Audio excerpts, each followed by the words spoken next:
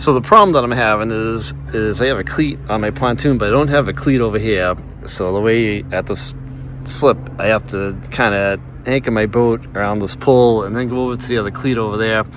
So I'm going to add a cleat right in here so I can just go from there to there, and I should be able to anchor my boat a lot better in the slip here. All right, so I'm out here on the sandbar, and I just put some new cleats on the boat, and these things are super easy to put on. I'll show you what it looks like.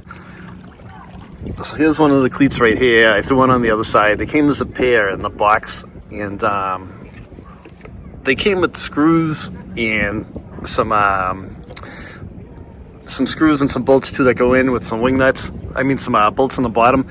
I just zapped them in with the screws that were provided. They seem to be on there pretty steady. I'll keep an eye on it, and if they loosen up or anything, I'll just, you know, get a drill bit and put some better bolts in there, but they seem to be on there really solid.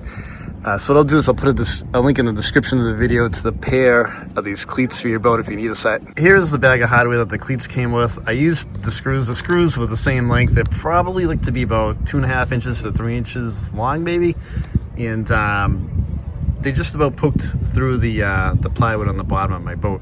These cleats too are available in a few different sizes. They were, and if I'm not mistaken, they were 4-inch, 5-inch, 6-inch. I don't know if they had anything bigger than that. They may have, but these are the 5-inch ones.